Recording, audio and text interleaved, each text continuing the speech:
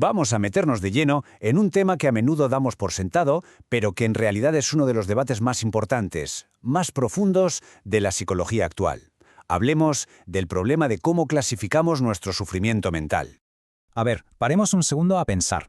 Cuando oímos palabras como depresión, ansiedad, TDAH, ¿qué es lo primero que se nos viene a la cabeza?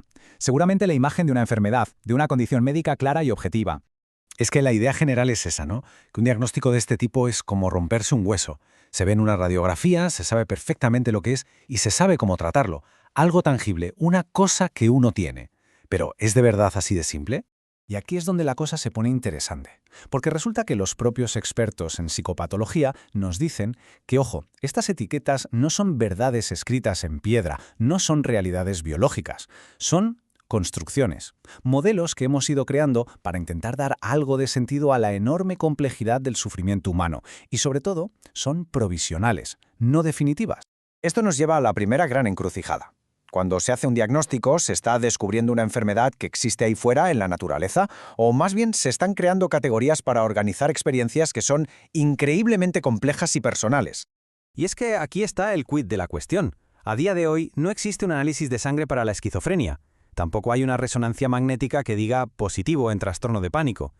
A diferencia de un cultivo que te detecta una bacteria, en psicopatología faltan esos marcadores biológicos que validen las etiquetas de una forma clara y definitiva. Esta falta de pruebas nos mete de cabeza en el corazón del problema. Una tensión constante entre dos conceptos que lo son todo en un diagnóstico. Por un lado, la fiabilidad y por otro, la validez. Vamos a explicar esto, que es clave. Fiabilidad, para que nos entendamos, es que dos profesionales diferentes lleguen al mismo diagnóstico si evalúan a la misma persona. O sea, ¿hay consistencia? La validez, en cambio, es mucho más profunda. Pregunta, ¿esa etiqueta que ponemos nos dice algo útil? ¿Algo sobre las causas, sobre cómo va a evolucionar o, lo más importante, sobre cuál es el mejor tratamiento? Lo ideal sería tener las dos, claro, pero la realidad es bien distinta.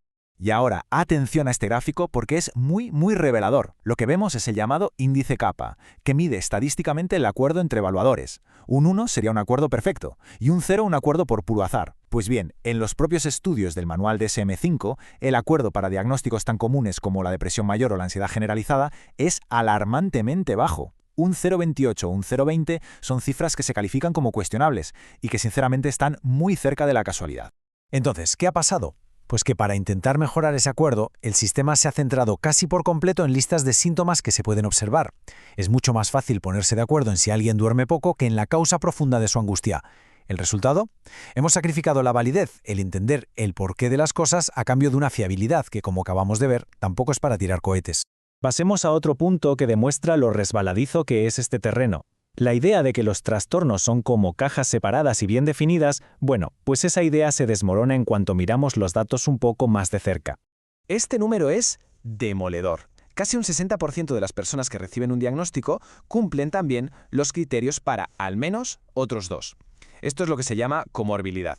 Y claro, una tasa tan altísima lo que sugiere es que las fronteras que hemos dibujado entre, por ejemplo, la ansiedad y la depresión son mucho más artificiales de lo que nos gusta creer. Y esta tabla ilustra otro problema estructural de una forma genial.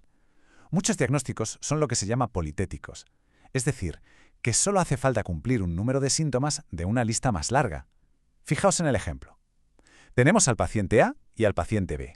Los dos reciben la misma etiqueta, trastorno X, pero solo comparten un síntoma. La pregunta es inevitable. ¿De verdad esa etiqueta significa lo mismo para los dos? Y claro, todo esto no es solo un debate académico, ni mucho menos. Tiene consecuencias muy reales en la vida de la gente. Vamos a ver ahora cómo esta forma de clasificar nos acaba afectando a un nivel más humano.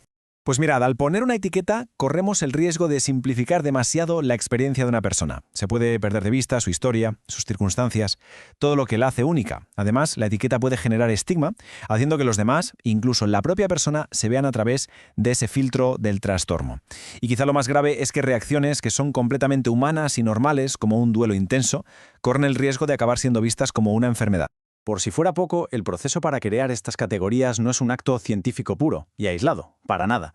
Está influenciado por fuerzas muy poderosas, que incluyen desde intereses económicos hasta sesgos culturales muy arraigados. Este gráfico, la verdad, es que habla por sí solo. El 75%, o sea, 3 de cada 4 miembros de los grupos de trabajo que hicieron la última versión del DSM, tenían vínculos económicos directos con la industria farmacéutica. Esto, no demuestra una relación causa-efecto, pero sí que plantea una pregunta inevitable sobre los posibles conflictos de interés a la hora de decidir qué es un trastorno y qué no lo es. Pero los sesgos no acaban ahí. El sistema refleja sobre todo una visión del mundo muy occidental, ignorando a menudo cómo otras culturas entienden y expresan el malestar. Al declararse ateórico, lo que hace es renunciar a explicar las causas. Y para colmo, la última versión del DSM eliminó los ejes que valoraban los problemas de la vida de la persona, los estresores, reduciéndola todavía más a una simple lista de síntomas. Y con todo esto llegamos a la metáfora central, a la idea clave de todo este análisis. El manual diagnóstico, sea el DSM o cualquier otro, no es el territorio del sufrimiento humano, es solo un mapa. Y un mapa, claro que sí, puede ser increíblemente útil. Sirve para orientarse, para comunicarse, para planificar un viaje. Pero seamos sinceros, nadie confundiría el mapa de una montaña con la montaña de verdad, ¿no? Con sus rocas, su viento y su vegetación. El objetivo de esta crítica no es quemar todos los mapas y quedarnos perdidos. Para nada. La pregunta fundamental que queda en el aire es otra. ¿Vale? Reconociendo las limitaciones y los problemas del mapa que usamos hoy, ¿cómo podemos empezar a dibujar uno nuevo? Uno que sea más preciso, más útil y, sobre todo, que sea más humano.